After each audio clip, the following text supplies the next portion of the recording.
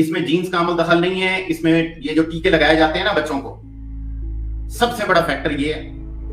इसके रिएक्शन से बच्चों का इम्यून सिस्टम डिस्ट्रॉय हो जाता है। क्यों डिस्ट्रॉय हो जाता है मैं बताता हूं। क्योंकि इन टीकों के अंदर, ये जो वैक्सीन के टीके होते हैं, इनके अंदर जो बच्चों की जो अस्पतालों में, यूरोप के अस्पतालों में, अमेरिका के अस्पतालों में, इवन के थर्ड वर्ल्ड कंट्रीज के अस्पतालों में जो बच्चों अबॉर्शन वाले बच्चे होते हैं, अबॉर्टेड बेबीज होती हैं, जो 3 महीने में अबॉर्शन हो गई, 6 महीने में अबॉर्शन हो गई, खुद अबॉर्शन करवा दी, उन बच्चों को उनको फ्रीज कर लिया जाता है।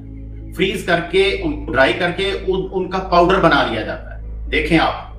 कितनी बड़ी एक जुल्म हो रहा है हमारे साथ। वैसे हम कहते हैं हम सो कॉल्ड मुस्लिम हैं, हम सिख हैं, हम हिंदू हैं, हम इन चीजों से, हमारे रिलीजन ने रोका हुआ है। हमें आज तक हमने रिसर्च नहीं की है कि ये जो बनाते हैं ये वैक्सीन, इसमें अबॉर्टेड बेबी फीटस की प्रोटीन क्यों डाली जाती है। और ये मैं आपको बता दूं कि हमारी बॉडी का जो इम्यून सिस्टम है वो ट्रेंड है कि जब भी उसके अंदर कोई फॉरेन प्रोटीन जाएगी, क्योंकि ये जो वायरस होते हैं, ये जो बैक्टीरिया होते हैं, ये जो फंगस होती है, प्रोटीन के बने होते हैं, तो हमारा इम्यून सिस्टम फौरन डिटेक्ट करता है कि ये जो प्रोटीन आई है, चाहे ये वायरस हो,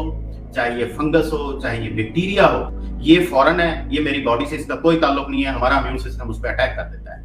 अब एक 5 साल का, 3 साल का, 4 साल का बच्चा है, 2 साल का बच्चा है, 1 साल का बच्चा है, उसकी बॉडी के अंदर पता नहीं, एक अमेरिका में बेबी अबॉर्ट हुआ है, पता नहीं वो पेरेंट्स कोई कहाँ के वो पेरेंट्स थे,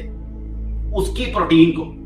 जब आप पाकिस्तान में लाके, इंडिया में लाके, यूरोप में लाके एक बच्चे को उसका टीका लगा देंगे, तो उसके इम्यून सिस्टम ने एक्टिवेट होना है और उस वक्त तक उन बच्चों का इम्यून सिस्टम बना ही नहीं होता है, ठीक है ना। और उसका रिजल्ट ये निकलता है कि उन बच्चों का इम्यून सिस्टम ओवर रिएक्ट करता है इसके रिस्पॉन्स में, और वो फिर जाके अपनी ही बॉडी की डिफरेंट प्रोटीन्स पे अटैक शुरू कर देता है। ये रीजन होती है। और कुछ बच्चों के साथ ये भी होता है कि जब उनको ये टीके लगाए जाते हैं तो इस रिस्पॉन्स में उनको कान में इन्फेक्शन आ जाती है, उनके गले में इन्फेक्शन आ जाती है, और उनके वालिदैन जो हैं वो उन बच्चों को लेके जब जाते हैं डॉक्टरों के पास तो वो उनको एंटीबायोटिक देनी शुरू कर देते हैं। अब उन एंटीबायोटिक से